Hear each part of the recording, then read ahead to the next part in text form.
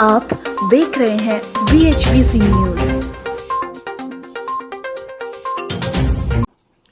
नमस्कार, स्वागत है आपका। सुप्रीम कोर्ट ने शुक्रवार 2 अगस्त को इलेक्टोरल बॉन्ड के जरिए राजनीतिक पार्टियों को कॉरपोरेट कंपनियों से मिले राजनीतिक चंदे की स्पेशल इन्वेस्टिगेशन टीम SIT से जांच करवाने की मांग वाली याचिका को खारिज कर दिया है। सुप्रीम कोर्ट ने कहा है कि अभी इस कथित घोटाले की जांच की जरूरत नहीं है। जिन मामलों में किसी को आशंका है उनमें वह कानूनी रास्ता अपना सकता है। अगर समाधान नहीं होता तो वे कोर्ट जा सकते हैं।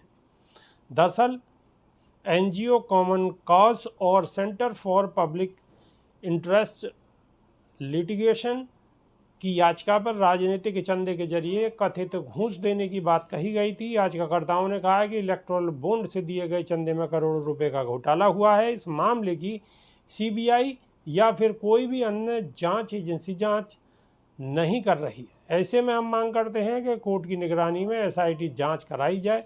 चीफ जस्टिस ने कहा है कि हमने कंपनियों और राजनीतिक पार्टियों के खिलाफ जांच के लिए SIT बनाने, गलत तरीके से पैसों को जब्त करने, कंपनियों पर जुर्माना लगाने, कोर्ट की निगरानी में जांच और इनकम टैक्स विभाग को 2018 के बाद से राजनीतिक पार्टियों के दोबारा असेसमेंट की भी मांग की गई। CJI ने कहा कि वकीलों ने बताया कि हमारे पिछले आदेश के बाद सार्वजनिक हुए इलेक्टोरल बॉन्ड के आंकड़ों में राजनीतिक पार्टियों की सरकार से फ़ायदा लेने के लिए कंपनियों की तरफ से चंदा देने की बात सामने आई। उनका कहना है कि SIT बनानी ज़रूरी है क्योंकि सरकारी एजेंसियां कुछ नहीं करेंगी। उनके मुताबिक कई मामलों में एजेंसियों के कुछ अधिकारी खुद भी चंदे का दबाव बनाने में शामिल है। मुख्य न्यायाधीश ने कहा है कि इलेक्टोरल बॉन्ड की खरीद संसद के बनाए कानून के तहत हुई। उसी कानून के आधार पर राजनीतिक दलों को चंदा मिला। यह कानून अब रद्द किया जा चुका है। अब हमें तय करना है कि क्या इसके तहत दिए गए चंदे की जांच की ज़रूरत है।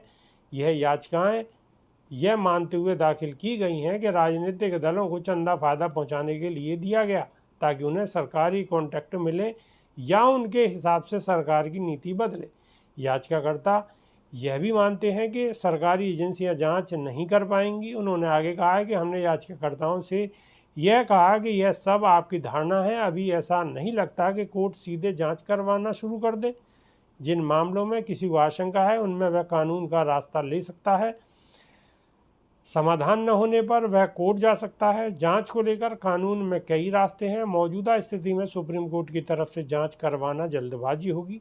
याचिकाकर्ता दूसरे कानूनी विकल्प देखें और CJI ने कहा है कि कानूनी विकल्पों के उपलब्ध रहते सीधे सुप्रीम कोर्ट में याचिका दाखिल करना सही नहीं है। राजनीतिक पार्टियों से चंदे की राशि जब्त करने या इनकम टैक्स को दोबारा असेसमेंट के लिए कहना हमें ज़रूरी नहीं लगता।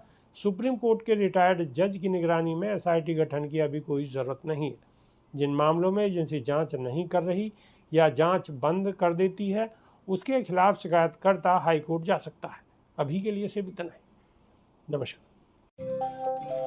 रोज की ताज़ा खबरें सुनने के लिए सब्सक्राइब करें BHPC न्यूज चैनल।